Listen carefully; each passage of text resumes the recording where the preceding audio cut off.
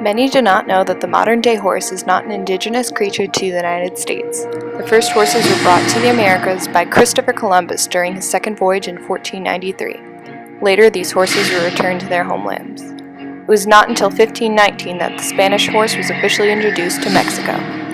After escaping their owners, the now wild horses, naturally nomadic creatures, journeyed out into the Great Plains of North America, where they began to populate.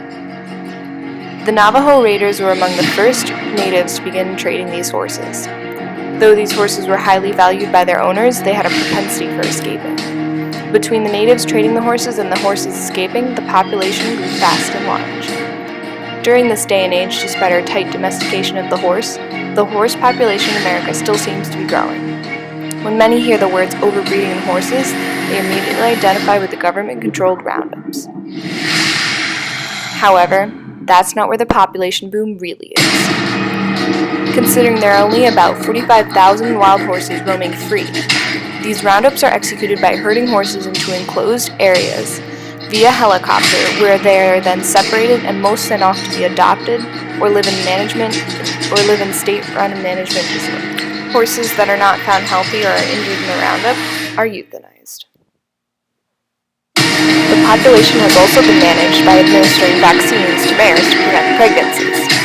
Though the wild horse populations are mainly controlled by government roundups, the population of our domestic horses continues to grow significantly, specifically in the thoroughbred racing industry. This is due to the fact that the only way to make money in the racing industry is by breeding. A good stallion brings in a good profit with his high stud fees, and a healthy mare can produce offspring that sell for millions. Owners in this business are eager to become rich and famous. Famous like racing icons Penny Chenery, Perry Martin, Steve Colburn, even Joe Taylor and the Taylor Boys. These people, blind in their ambitions, have started the trend of breeding every single horse they own in hopes that he or she will become the next Secretariat, Zenyatta, or California Crow. This disregard for standards within a pedigree is resulting in a surplus of failed racehorses with ancestral bloodlines, numerous health problems, and thus sending many horses off to the auctions and in feedlots, where they are left to die.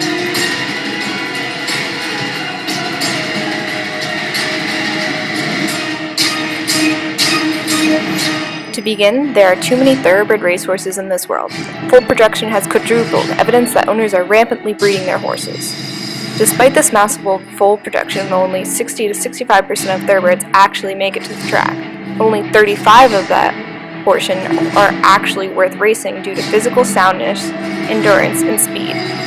Whippoorwill Creek, 14, a filly by Frost Giant, was born with her front left leg turned at a 75-degree outward, a result of the incest in her sire's bloodline. After vet examination, her owner was advised to humanely euthanize her, since there is nothing a vet can do to correct such a deformity due to the positioning of the growth plates. When a limb is turned outward severely, the animal is at greater risk to fatal injuries due to the weak positioning of the joints and bones. If this filly were to play too rough, she could easily injure herself and risk death. However, the owner wants to try her on the track. Then what happens to these horses? According to Jane Allen, author of the article Horse Racing, Breeding by Numbers, quote, "The majority of these 35% of thoroughbreds who don't make it to the grade are sold to slaughter, including foals." Serena Miller describes her account after visiting a slaughterhouse in Great Britain. Miller says, quote, "They were just babies. Shots were going off all the time, and they were petrified. They were shaking, weeing themselves, their eyes wild. The horses had been suffering for a week. Waiting in terror to be shot, their trainer had dropped them off on the way to the races. Life for the 35% is not bright. Owners and trainers are quick to cut their losses before they lose too much profit, resulting in these heinous situations which these poor young thoroughbreds end up in. With that being said, the future is not all fun and games for the horses that do make it to the track. Just because a horse makes it to the track doesn't mean it will run well, or even at all. Unbridled Freedom, a 2010 Jersey bred mare, was part of that 65%. However, this mare had a sad pedigree of failed racehorses, as well as being slightly inbred. Unbridled Freedom's fatal flaw was her conformation. Her neck did not tie into her shoulder correctly, resulting in an outward swinging motion in her gait, causing her to become frequently lame. Her owners insisted on trying to get her to the starting gate for 3 years, but the poor mare wasn't even mentally sound enough to get through the gate. It's rumored that her initial trainer tried to chase her into the starting gate with a golf cart, causing her to have fear of the starting gate. After 3 years of a pointless attempt to get her racing, Unbridled Freedom's current trainer gave up on her, after her owners stopped paying the training fees. This mare was illegally taken away by the owners and turned out to pasture, possibly bred, but most likely abandoned since she has not been seen or heard of in over 6 months.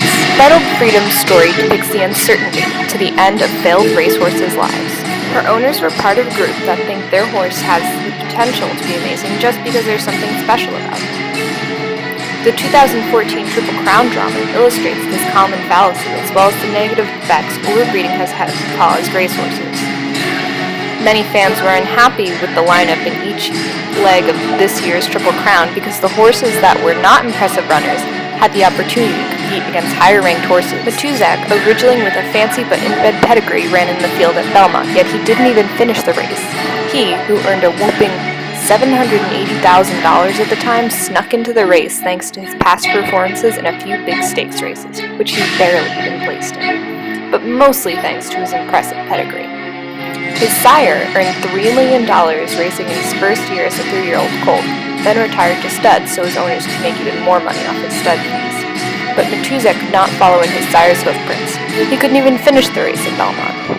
This in-bed ridgeling, Scriptorchidism believed to be a result of his ancestral bloodline, was only run in hopes that he would bring in the dough just like his father did. In theory, this ridgeling has the potential to be a wonderful racehorse thanks to his AP&D, Mr. Prospect, and Northern Dancer blood. But the problem with inbreeding is that it weakens the horse. Inbreeding has been practiced during the last 40 years of horse racing. However, the rate of inbreeding has dramatically accelerated in the last 15 years, leading to new scientific evidence. Inbreds are weaker and more fragile, with less endurance and strength than their ancestors. Owners in the racing industry strongly believe that the only way to get a winner is to have a winning pedigree. This theory isn't entirely wrong, but when you breed winning horses, then you have a problem. Dr. Binns of the Royal Veterinary College in London, UK, personally believes that this inbreeding is contributing to the increased rates of pregnancy failures. In Skiz's case and several other racehorses, all the dams on his side haven't earned much more than a few $100,000 and won a few stakes races. Evidence that about 52% of mares are bred while only the top 2% of stallions go on to stud, hence the AP&D, Mr. Prospect, and Northern Dancer blood. Not to mention, it's been discovered that the modern-day thoroughbred breeding industry has been outputting an, quote, increased number of inherently weakened horses as a result of incestual breeding that has occurred over time. But why is this inbreeding occurring? First off, to make a foal, you breed one mare and one stallion, and the foal receives the genetic code half the qualities from there and half the qualities from the stallion. If you have a multiple grade stakes winning sire and just a plain old winner for a dam, then you want more of the sire's genetic code in the foal, so you breed that foal with one of its sire's relatives. This pattern is repeated over and over again. In theory, once again, if you inbreed a horse, you are more likely of getting all those great qualities that the horse has and thus a winner. However, that's not the way it works. In fact, it's the opposite. You get the worst qualities imaginable. And not only that, but you are more likely to end up with some serious physical and mental soundness issues, just like Unbridled Freedom ended. And the owner is losing time and money because the horse isn't bringing in the dough like he thought he would. So now, like in Meduska's case, you have an inbred ridgeling that is likely to have other physical abnormalities or weaknesses that hasn't even run well enough to make much money on the track, meaning he's useless as a future stud. Now what's going to happen to him? As far as off-the-track thoroughbreds go, the light at the end of the tunnel is a little brighter. Fortunately, some are lucky to be rescued by organizations such as Canner and Mid-Atlantic Horse Rescue. When dealing with ridgelings, the outcome is even less bright. The horse has the attitude of a stallion. To fix that issue, he would have to be gelded. This would be a difficult process due to the lack of descended testes, meaning to geld the animal, the process would be much more invasive and very risky. The saddest part of every single one of these situations is that it could have all been avoided had the horse not been born in the first place. It sounds harsh, but what's the point of breeding a failed mare with a mediocre stallion when they're going to produce mediocre babies at most? The offspring is useless, brought into this world destined to fail. Just like Mariska had no chance of winning the Belmont, Unbridled Freedom had no chance of being physically sound, yet they were still forced to race. The owners of these horses were stuck in the fantasy that their horse would be the first one to cross that finish line, thus making them millionaires. Overbreeding is believed to contribute to the lack of decline in 36 years. The quality of the thoroughbred has diminished throughout the bloodlines, and the horses are, in general, making them predisposed to lameness and injury. They are too weak to conquer 3 consecutive races. Others, like Unbridled Freedom, are abandoned or turned out to pasture and forgotten where they die. The lack of restrictions on thoroughbred breeding has caused a great deal of incest and overbreeding that is utterly decimating the lives of these horses. Trainers and owners in the racing industry are obsessed with making a profit and are disregarding the health and wellness of the animals they bring into this world. In comparison to quarter horse breeding, since it has been recognized there is no abundance of horses, the number of registered quarter horses has decreased. Less so now and advocates breeders, owners, and trainers and horse lovers alike to, quote, make responsible breeding decisions that will result in a foal that will have a useful future awaiting